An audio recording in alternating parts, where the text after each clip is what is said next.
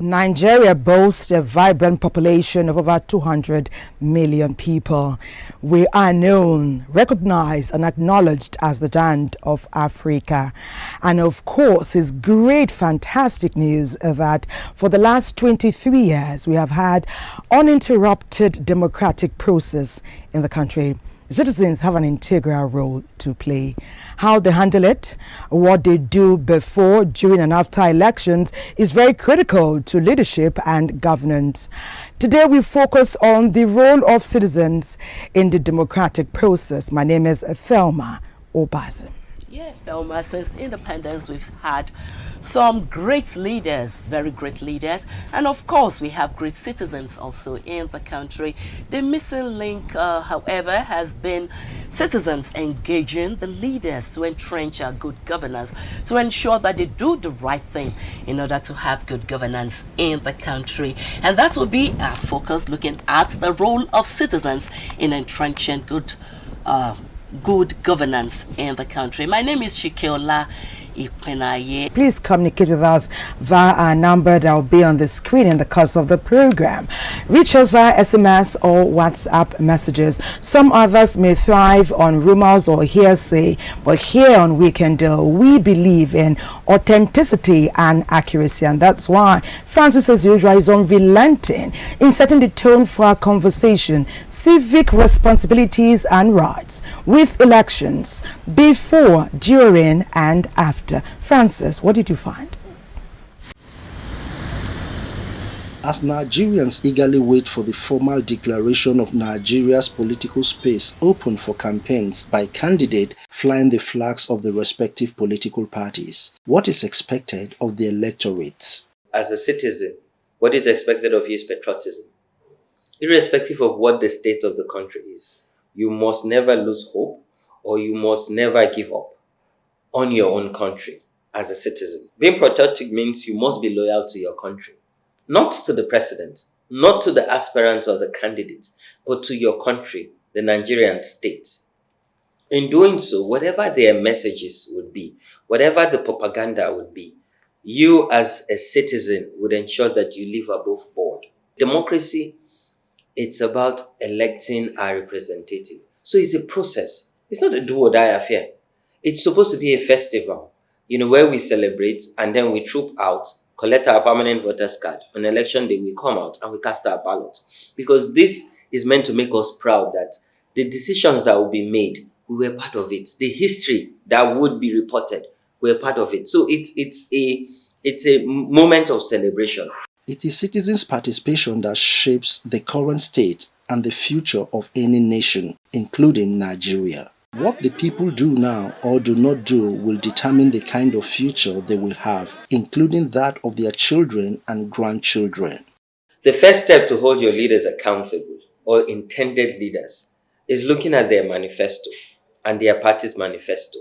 And I think that the lessons we've learned from 2015 and 2019 is, what is the candidate's manifesto saying and what is the political party's manifesto saying? Is it one manifesto or are they two manifestos? Are they communicating to each other? So if a manifesto of a candidate say the priority is insecurity or tackling insecurity, education and healthcare. So what it means is the budget should speak to finances for military and our law enforcement.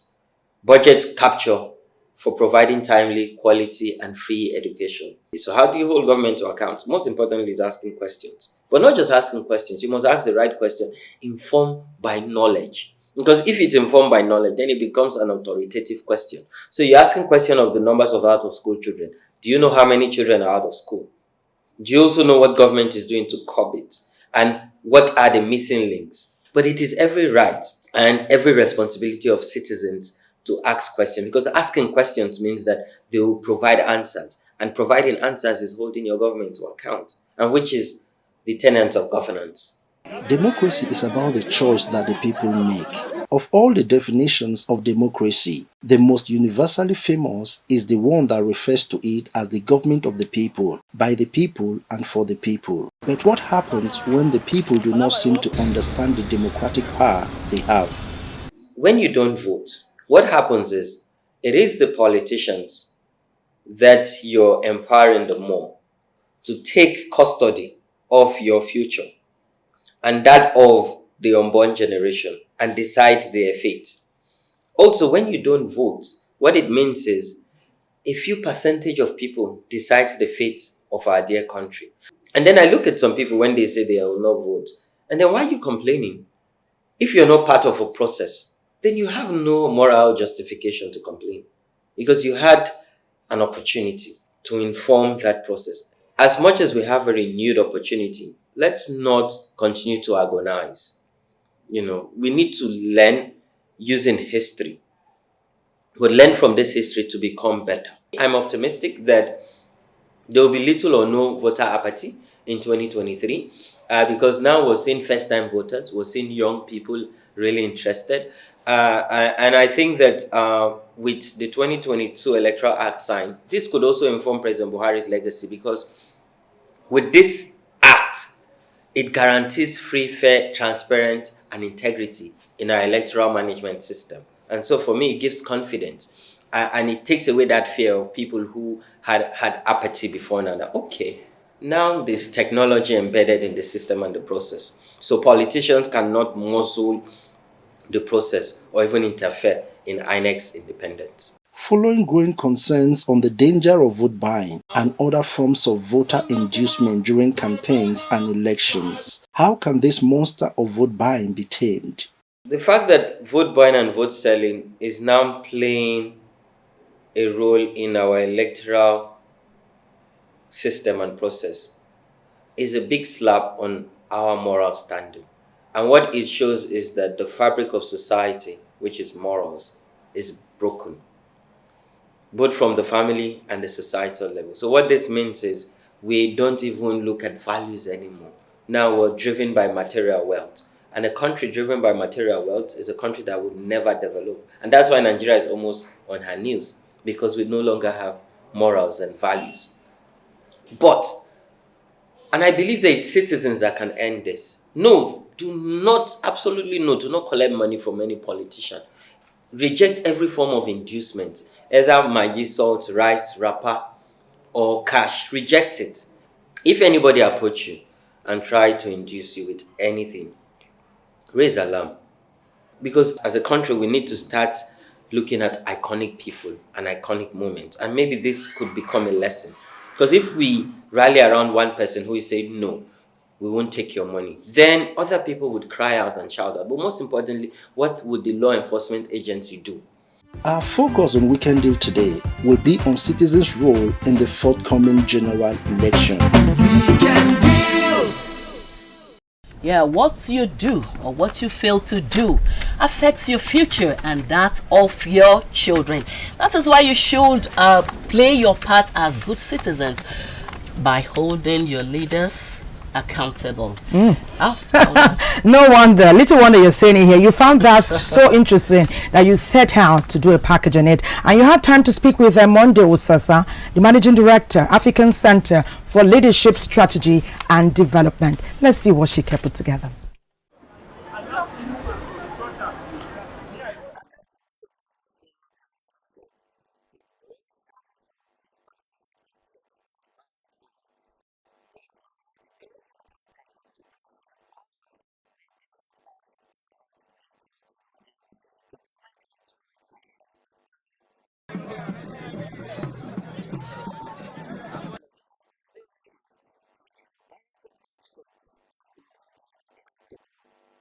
For you to hold anybody accountable, it means that the person has given you a promise in that area. And so you are going to hold him based on what he has told you. And right now, all the politicians, they are busy churning out manifesto of what they want to do. But I think part of what citizen is also supposed to know is to come up with a citizen's charter and see how we reconcile it with the manifesto of these people. The first condition for accountability is transparency. Because if I don't know the opening balance, it will be difficult for me to be asked to comment on the closing balance. The Fiscal Responsibility Act talks about quarterly budget implementation reports. Budgets are made, everybody claps when the president signs it into law.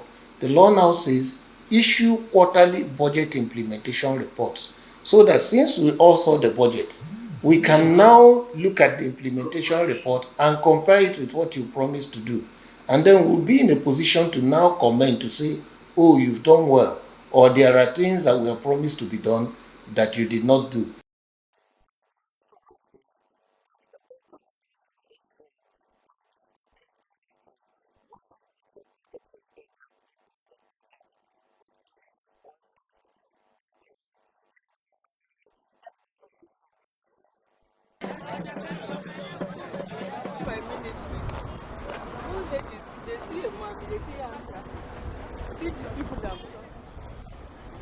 That's the challenge we have. The access to information, the transparency that is needed, the technology that should be deployed has not been properly used to be able to monitor, because you monitor, then you report. Effective Nigerian resource governance is a governance that is collective, without sidelining anybody in the discussion around how extractive resources should be used for the good of Nigerians. Experts say every citizen must be involved, with everyone playing his or her part in holding the government accountable through advocacy, constant engagement, and critical scrutiny of government policies and programs at all levels of governance. As 2023 is coming, we want real engagement by the people, so that as politicians come to campaign to them, we're able to present issues to them in terms of the type of things that we want them to do going forward. And it is only when they enter into position we cannot demand accountability from them. All promises should have with a timeline. Timeline is very key. So that with the timeline, if you say in 100 days you are going to do this, if you didn't do it, Nigerians will call the person to order. That Mr. President or Mr. Governor, you promised us that you're going to give us 3 kilometers road from so place to this, and up till now you've done nothing. What is happening? This indeed is very important in governance, helping leaders keep track of their actions. As you are advocating, part of the things that citizens ought to do is to point the way out for government. This year, we couldn't meet the benchmark for budgetary allocation to education. But we think that by the time you do X, Y, Z, it will give you more resources to be able to meet up the budgetary provision. If democracy is working and you came to us to ask for a mandate and we gave you the mandate, and then the majority of us are of the opinion that X should be done and you simply ignore us, at the next election cycle, we vote against you. That's why it is important that the system of democracy should be allowed to flourish so that the peoples will reign supreme. So, how well do you perform your civic responsibility of holding your leaders accountable to ensure they are alive to their responsibility?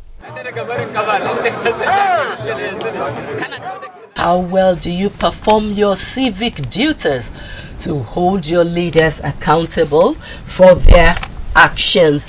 And now we just need to remind you that Weekend Deal is conversational, and just send in your messages and feedback via SMS and WhatsApp on the numbers that will be displayed on your screen. And we have a message already here which says, my name is Tim Omo. It says, thanks for your program this morning.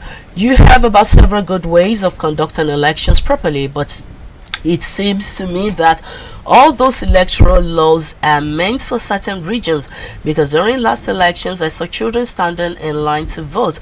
Do you mean to tell me that that will not take place in the 2023 elections. I believe with the everyone says that electoral our process is growing. Exactly. So definitely we should look forward heartily to improvement this year, and the signs are already there. Exactly.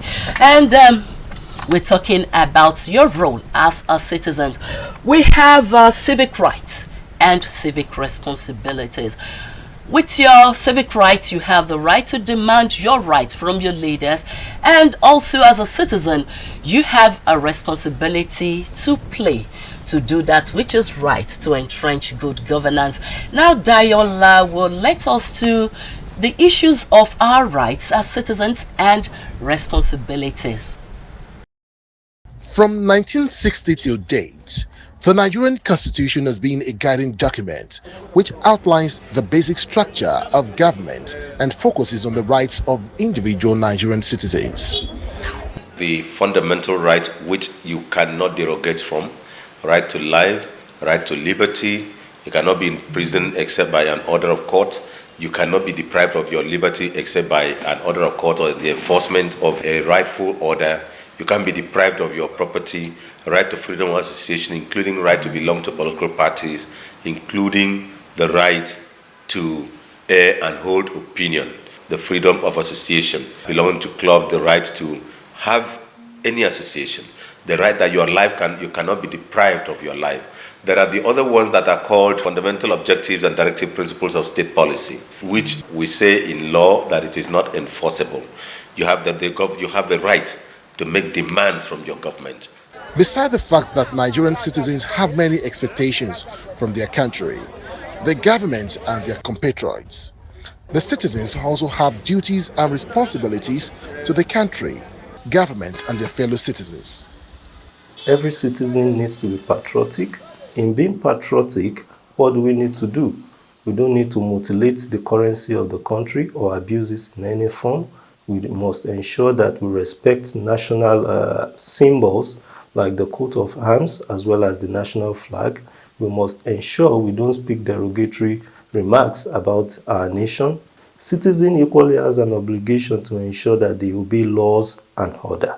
Some of such laws extends to such basic rules and regulations that has to do with traffic regulations, that has to do with the order forbids us from engaging in any criminal activity or such activities that could impugn on the rights and security of others. Citizen equally has an obligation to ensure that their tax is paid as at when due. So payment of tax is one of the ways by which one can show that he or she is being patriotic. The responsibility of citizens is to be part of and participate in the governance of their country. And participation in the governance of their country includes voting for and holding that government accountable, not just voting and leaving, not just voting and leaving somebody in office, they say it has won, and also ensuring that the person whom you have voted into office behaves as your servant, not as your master. The person that you have voted into your office, you are paying him salary. So he is your employee.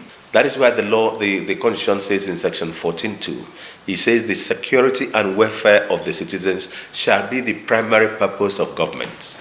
It is always expected that the Nigerian citizen should enjoy all the rights and privileges as defined in the Nigerian Constitution. He or she is also expected to fulfill his or her duties and responsibilities to the country. Many Nigerians do not obey traffic rules and codes, neglect their responsibilities of keeping their environment clean and tidy. There are also cases of poor work ethics with lateness to work or unapproved absenteeism from work. It is impossible for any citizen of any country to enjoy absolute rights. So we cannot have 100% benefits of such rights from any government world over. The extent at which a citizen would enjoy such rights and privileges depends on the stages of development of each nation in the world. So as far as Nigeria is concerned and Nigerians are concerned, we cannot absolutely say that we are enjoying all the rights that we deserve. But substantially, as far as some of these rights are involved, Nigerians are enjoying their rights. For Nigeria to improve on its democratic successes and improve the living standards of the populace, the rights of individuals must be respected and protected. Nigerians must also perform their duties and responsibilities to the country to make it governable. Dio's feature now throws more light on citizens' rights and responsibilities. Really, you cannot handle one and then leave the other. It's like 5 and 6. They work harmoniously. You are a patriot and then you have some responsibilities which you should carry out as a citizen of Nigeria. Let's take it further as we have our chat with the Director General and the Chief Executive Officer of the Citizenship and Leadership Training Center, Mr. Adesoji Eniade. Good day. It's great to have you with us. Thank you very much. Thank you. Yeah, you have said it all. It's like we are expanding the concept of dual responsibility. The responsibilities of citizens to the leadership or government, or responsibility and responsibility of government to the people, to the citizens. The two must work hand in hand, and the two must work hand in hand to achieve good governance. It's a triangle. Good governance is at the apex of it, then at the base, good leadership, good citizenship. If the two sides play the role as expected, you have what we call a nice and smooth flowing democratic process. Definitely. Well, let's now and good governance. Yes. Now, do you think they are aware of how integral their role is in the democratic process? Yes, they are aware. The level of awareness is rising day by day. You know, the consciousness of Nigerians, the citizens, as to what is expected of them in a democracy is rising day by day. You see people saying, yes, election is coming next year. I must go and register. I must vote. I must participate. It's all about participation. And participation in the right way and manner. The first step is to get registered. If you are 18 years and above. Thereafter, when the election time comes, you go and cast your vote to choose your leaders who you desire to be in position of leadership in 2023. So the role is very, very critical. And beyond registering, beyond casting votes, citizens should be involved in public agenda setting. What I mean by that is that what do they want from government? They should dictate, they should participate in the public debate. Set the agenda. There are many, arena of agenda setting in the public setup. The government is an arena, the press is an arena, the elites is an arena, the elite group is an arena, even donor agencies is an arena. So the citizens, religious bodies, there is an arena in a public agenda setting. So citizens must not be left out. They shouldn't allow the other arena to decide for them. They should participate, whether in the health sector, in the environment, in education, in just name it. Tell us about this public debate. We don't have much of that going on. Are you referring to campaigns? It's different. When you say public debate, it involves every structure of the society. The students, the workers, the NGOs, the social media, even the press. And the press now has that role to play. The press has the role of, packaging, so to say, what they have collected as information from the public and present it by way of, we're doing now. Just like we're doing now, by way of television programs, by way of print media. Even the social media is making wave now. Citizens are using that medium, that opportunity to express themselves, though not all that's controlled, because this idea of fake news, fake information is thriving a lot on the social media. But be that as it may, citizens has that role to be involved in agenda setting. And we can see an increased level of awareness and enlightenment. Yes. But let's talk about holding your leaders accountable. Oh yes, it's part of it. What methods all they to bring to the fore? You see, the structure is so permissive and very, very interesting. You see, these leaders we're talking about emerge. You know, you have what you call the senatorial districts, the constituencies, the ward levels. So that councillors who emerge from the ward, you know, the community from where that person emerged should hold him responsible, accountable. That yes, you have been there for 4 years to represent us. And they should not wait until the end of that term, until the end of the tenure. The representative must always come back home. That's why they have their senatorial offices, their constituency offices, so that citizens, people in the rural area who cannot afford to come and meet their senators in Abuja, will have the opportunity of meeting the senator when he or she comes back home to give account of stewardship. So that now takes us to the leaders. They must make time to go to the people Oh yes. they are serving. Oh yes. From what we have heard sometimes, some citizens say that many of the leaders, especially those who are officiating from the FCT, hardly come back home to give account. That has been, not all of the leaders, majority do, because they know that by the time of accountability or reporting or stewardship rendition comes, you have to go back to the people. Election is coming back next year. And when you look... This is one reason why they don't think they should go back. When you look at the trend of, or the number of the senators that won the return ticket of their parties now, it dropped a bit. More than a bit. Yes, many are not returning. The reason could be attributed to that. You have served off enough, let's try some new hands. We have had enough of you. Let's pitch a tent with another person who we believe can give us the expected dividends. It is interesting that the press has a very integral role to play. Very, very crucial. Especially as we are the bridge. Yes. We bring the message to those who either want to come in and lead, or those who are already leading. We take the message, accurate or not, to the people. Tell us how we have fared. The press prime and frame. The prime. Any information the press does not want to get to the public could be framed or primed in a way that will be made acceptable to the public. Right? And in a way, the press is seriously involved in the agenda setting we're talking about. And so far, so good.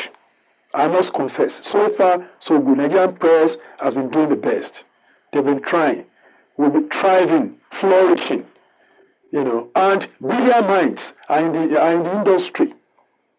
Brilliant minds, informed minds, because I believe strongly that you cannot be in the media if you are not informed, well informed about your beats, the specific areas you are covering, be it the political desk, the health desk, the education desk, aviation desk, even sports. You have to be very brilliant and well informed about that scope, your scope. You are covering as a press person. We must continue to raise the bar. The bar must continue to raise. The bar must continue to raise. And it's for the benefit of the citizenry. It's for the benefit of all.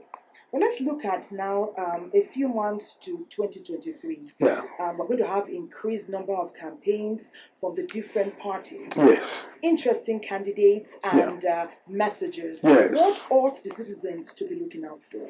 One, they should look at the track record of the person that is coming to them. Has he been there before? Has that person held position of authority or position of responsibility, so to say, before? Add position of authority and responsibility. Good. And what is authority? Authority is power backed by law. When I say position of authority, has it been a councillor before? Has it been a governor before? Has it been a member of the State House of Assembly before? Has it been a senator before? Has it been a member of the House of Rep before? Has it been a governor before? Having known that, how well did he perform when he was there? That is position of authority. Position of responsibility does not involve authority. That person, even in his private life, as a family man, as a father, as a husband, as a wife, as a mother, how well did they fare? Or how well is still faring? And when the English people say a man is a responsible man, it means that man, some things are taken into consideration. He must be a married person, responsible for his wife and children. They call him responsible. A young person can be responsible who's not yet married as well. Oh, sure, I know. But the level of responsibility is taken further. If that person can keep a home. Oh, yes. And meet the needs of his nucleus family. Success. It has come to the fore, or it's beginning to look like, if you don't have the financial might. It's so unfortunate that money politics is being encouraged, so to say, in Nigeria. Because if you don't have the wherewithal, the muscle, the financial muscle, you cannot join the fold, so to say. And it affects some brilliant minds who don't have deep pockets to go into politics. They'll be easily discouraged.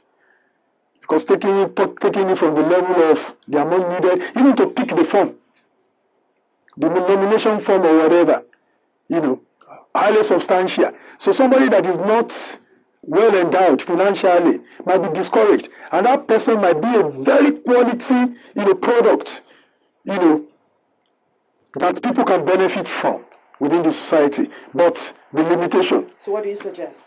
What I would suggest is that party politics should focus more on what that person is bringing to the table. In the good old days, it's collective participation. That is what they call party politics. Individuals will contribute so that nobody will just come overnight because he has money and hijack the affairs of the party. Individuals will say, oh yes, this is my contribution paper. I've been contributing. Is it 2 naira per meeting, 5 naira per meeting? That was how parties of the world were operating. Right? So that everybody will have his voice and will be heard too. Right? But that paradigm has shifted a bit. But for us to get it right, we must discourage it. Discourage this issue of money playing that big influence in our politics in Nigeria. We should look out for those who are ready, are willing to serve, tested, trusted, fit, and functional. Okay, now you talked about antecedents. It's Yes. very interesting. Very well. And it's good for people to be able to see with their eyes or read of what you have done. Yes. The antecedents. Yes. What about the young people? Some of them may not have. They must be ready to learn the ropes. They must be ready to learn the ropes. They must start very early and start at the lower rung of it. Let majority start from being councillors in their local governments. Therefrom, they go to become chairman of local governments. Therefrom, maybe state house of assembly, and so on and so forth. Through that, they will have been well grounded. They will have become, there's what we call institutional memory. That is, having been in an institution, many issues are not even documented or recorded. They are already stored in the brain. Oh, this incident happened while I was the local government chairman. Though within that small, enclave. But the same problem is happening now. While I'm the governor, how did I solve that problem then? Who are the people that were involved in solving the problem? What approach did you use then to solve this problem? That is institutional memory. So it comes to play when people learn the rope. It's not that you just wake up one day and say, yes, as a university graduate, young, fresh graduate, I want to go to the Senate or I want to go to the House of Representatives. It could be too ambitious for me. And the level of productivity of that person, level of participation, level of contribution at that level might be very, very low compared to somebody who actually graduated, and moved, through the rungs, the rungs of the ladder to get to where he is. So let's talk about can we now bring it to the fore as a mentor and a mentee? Oh, yes. Oh, yes, it does. It does.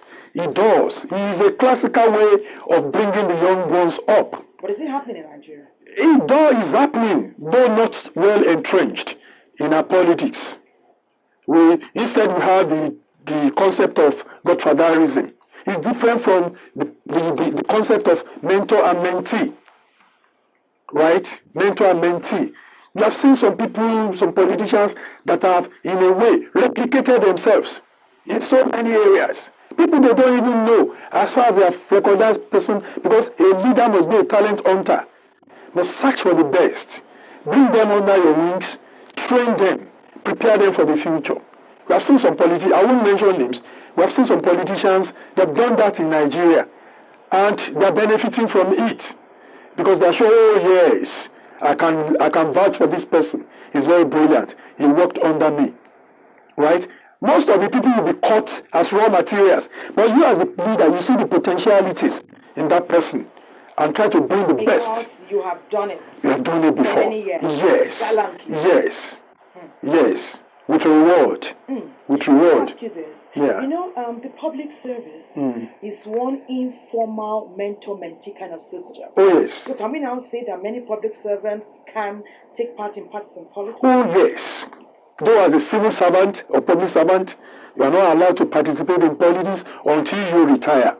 But after retirement, the wealth of experience gathered during the period in the service are mostly wasted.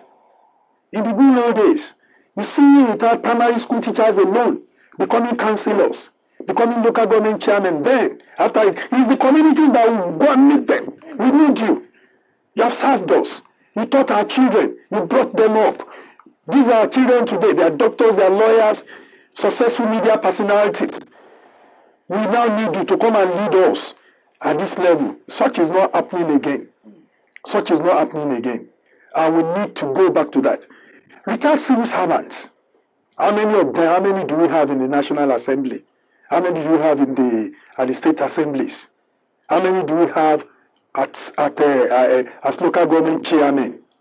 You know, we need not only the public service, even the private sector, successful businessmen who have left the private sector, maybe due to one reason or the other, maybe that they should participate and bring the best. Politics or democracy should be the agglomeration of best minds to give us the best. Nigeria can get that. Yes. Before we wrap up, let's talk about women. Yes. When we talk about politics and politicians, we often have a third class who will now say women in politics. Why do you think that is so? Are you saying, or are they now saying we don't have enough women, or women are not being given a level playing field? Oh, yeah. You see, politics is a game of numbers, right? And a game of participation. Nobody will come to your sitting room, unlike the former days I was referring to come and invite you. The first thing is that you must step out. Step out, be seen, and be heard. You must step out to the public square. Let your voice be heard. Let people know the stuff you are made of. And it starts from the young generation. And that's what we are trying to do at CLTC now, Citizenship and Leadership Training Center. The volunteer program. Yes. We want to go to the public secondary schools. Children ages 10 to 18. Build them, mold them, prepare them for the future. We have lost the concept and the idea of volunteerism completely. In the good old days, it's a matter of choice. Which club do I join? I was in the Boy Scout. I started as a cub, the young scout. We call them cubs. Right? And all the virtues, all the good attributes, I learnt them are still guiding me till today. Till today, they are still guiding me how to be a good team player, how to subject yourself, honest, subject yourself to leadership. All those virtues are long. We want to bring it back as Citizenship and Leadership Training Center. So we use this opportunity to solicit, for support of even the media. Help us pronounce it. Help us make the proclamation. Yes. Thank you very much. Yes. This platform. Yes. And of course, there'll be more opportunities. Thank you very much. Come and talk about that and other things. Thank you very much. I want to thank you for being with us. Thank you very much. Today. And the Nigeria, indeed, and the world was the better for it. Yes. We have been talking with the Director General and the Chief Executive Officer of the Citizenship and Leadership Training Center, Mr. Adesoji Eneade. Thank you. Great having you. Thank you very much. You're watching Weekend Deal. We urge you not to go anywhere. We'll take a break. We'll be back. Weekend Deal. You're watching Weekend Deal. Of course, you do know our program is interactive. Keep the messages coming. We welcome our next guest, Dr. Ralph Otobo Odo. He's a politician and a renowned and seasoned educationist. He teaches people how to teach, and he says that it's time to delve in and become a change maker. It's great to have you on Weekend Deal. Thank you. You're smiling. Yeah, it's true. Because you know that voters' apathy, is it something that is still existing? Do you say? Yeah. Really still existing. Why do you think? And it's actually an issue of great concern. I want to believe, yes, there is improvement from 2019 general election, but let me assure you that there's still a wide gap. There's still a lot to be done to bring the citizens to the table. Yeah, to participate. What do we do to bridge the gap? Now, what we do, we still have a lot to do, sincerely. It's a lot of apathy. But we must first know why are the citizens not willing to participate. Number one, the feeling that their votes will not count. So why bothering yourself? Something has to be done.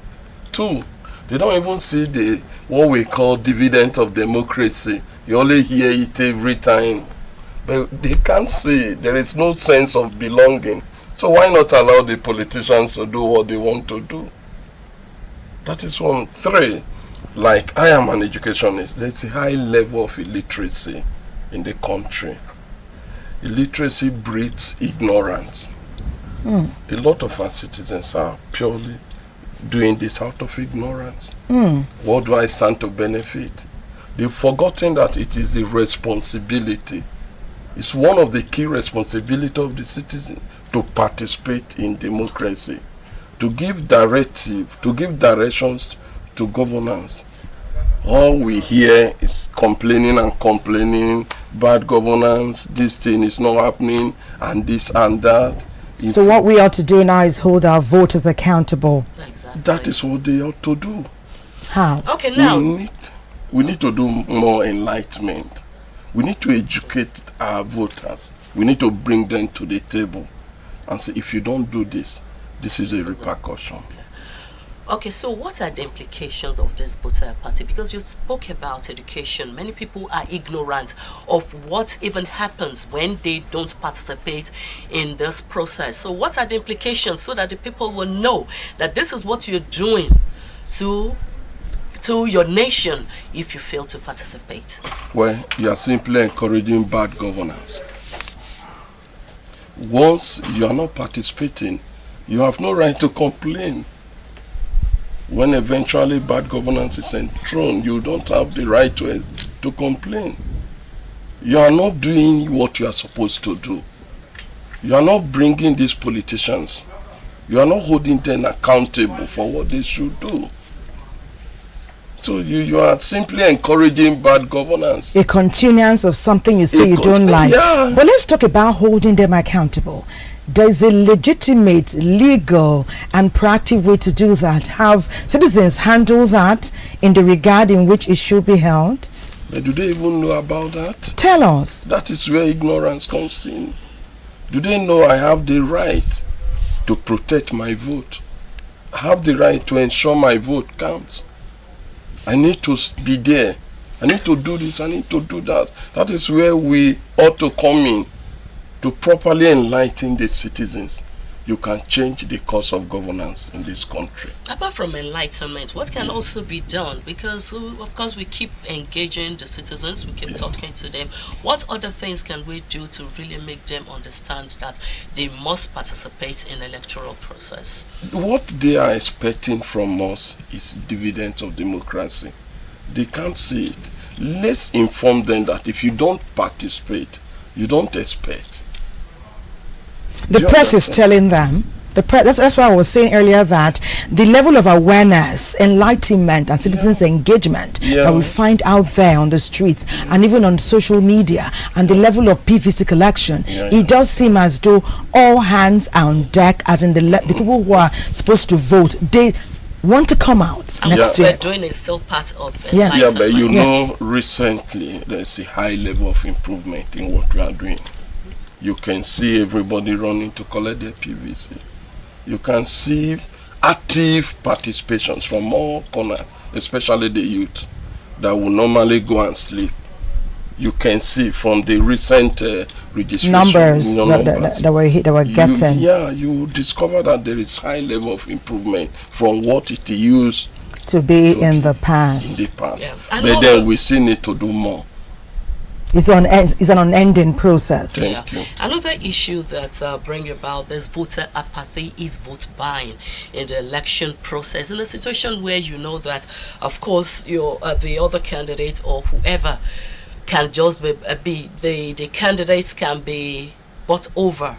Is it the candidates now? The voter. Yeah, the voters can be bought over. Yeah. And because of that, maybe your candidates will not stand a good chance. Yeah. What is your disposition towards this, and how should citizens react to vote buying?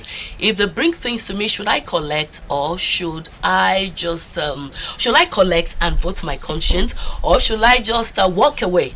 What's your disposition? Now let's first find out what is responsible for vote buying. Poverty. Otherwise, tell me, how would somebody sell his vote for 4,000 naira? That's ridiculous. I mean, for 1,000, especially in the rural areas. And the government is yet to respond to this area. You are still aware that they say high level of poverty. People don't care about what is happening. Give me my 5,000 and go. So are you suggesting that they collect the money? No, they shouldn't. What That is where we need to enlighten them. That is where we need to come in and bring them and say, look, you can't collect it. You don't need to collect. If you collect by any means, you are under obligation to vote. In some states, they will give you something else. They will threaten your life. So why don't you leave the money for them and die? If you have collected this money, you know that this can be quite tempting in a situation. Before you said 4,000 naira, but there are situations that is in the range of millions, and you have a lot of things to settle. Now, when you have collected money, how do you now hold the leaders accountable? When they get there, they have bought you over, they can decide to do whatever they want. So how do you now reconcile this? Yeah, thank you, but you know very well that that has been the root of corruption in governance. Once we assume you bought your way in, you pay them, and you are now there. How would the people hold you accountable? How would they be looking for dividends when you have already paid them? You assume you have paid them. And truly, that is why the process is so expensive. It's costly. You spend so much to get in there. So when you get in, you need a lot of time. You need to recoup what you have spent. But one of the respondents just now said something about that the money is ours after all. So collect it happily and then go vote your conscience. So in other words, someone is saying take the money, but if that person who gave it to you is not the person you think can hold that position and perform, vote the person who may not have given you money but can perform. Exactly. But don't you think it's better for you not to collect the money so that your conscience will be clear? I didn't collect this money. So you have the boldness and the courage to vote your conscience. Not just to vote in, to go beyond voting, to hold the person you voted accountable. for. I didn't collect 10 kobo from you when you came. Now you are in government. Tell me what you're going to do. What are you going to do? Most especially, this discussion is interesting because of the period we are in. Very close to 2023 elections. We need to really work on this issue. Okay, so it is important for Nigerians to listen and take heed. It is our hope that they listen and take heed. It's not enough to watch us, hear what we say, but they go out on the field and then do what they think they should. Can I take one message here? Because, just a bit of deviation from what we're saying. Someone is talking about candidates in position. It's Moses Ibrahim Yerima is reaching out from Taraba State, and he said institutional memories is key. It goes a long way to mitigate some of the issues we are having. Why some people are unable to even perform is because they are imposed. They did not go through the process. They did not rise to the party. They did not understudy. They were not mentored, and somebody just brings them up and calls them a blessed candidate who can deliver. Can we look into that briefly? Candidate. Yeah, it's actually a great issue. That is responsible for poor performance. But now the good thing about it is that there is election. He is not the only candidate. The other party also has a candidate. Remember, if this man was imposed, why not leave in and vote for the right person? Do you understand? Must you vote? The imposition normally is through the process of primary election, not the general election. Yes, how they came after the primary is not important, but this is a general election where all citizens should participate and choose the right person. So they don't necessarily have to vote for the candidate that was imposed.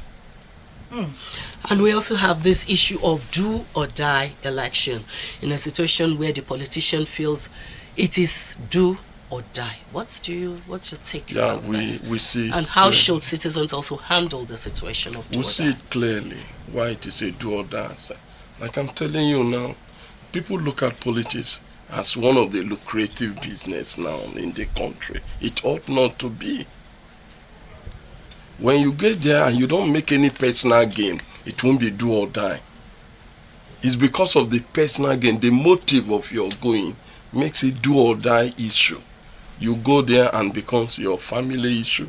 The government becomes, as a governor, the state becomes your private enterprises, it becomes your family business, and so people will do a lot of things to get in there. And when you get him with such intentions, you start thinking of handing over to somebody who you will also install. That is why the imposition of candidates continues. Will continue. And that is how bad governance will also continue. It's established. Until it is checked. So all still comes back to own your vote by getting your PVC, going to that point on that day, casting, monitoring. Not just owning it, but protecting it. Yes, vote. While you are there. While you are there, during, vote. After. Okay, before, Matthew. During, and after. Okay, Matthew from Boa says, I can never sell my vote for money, no matter the amount. Rather, I will vote for a competent and good leader, because whatever they spend on you, they will also collect it when elected into office. Monies which should have been used to build hospital, I wish roads, we have electricity. Many Nigerians we have many Nigerians like him. Perhaps up by saying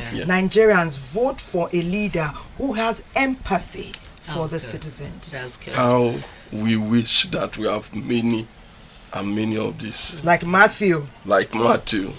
Who will stand to defend his vote. Yeah. Let's quickly ask this. We're talking about citizens' participation. That is before, during, and after election. Yeah. And after election is holding the leaders accountable. Yeah. How do you, how will you explain holding leaders accountable? And what should people do, citizens do, to hold the leaders accountable so as to entrench good governance? You know, in an enlightened society, especially, you need to look at the manifestos of these candidates.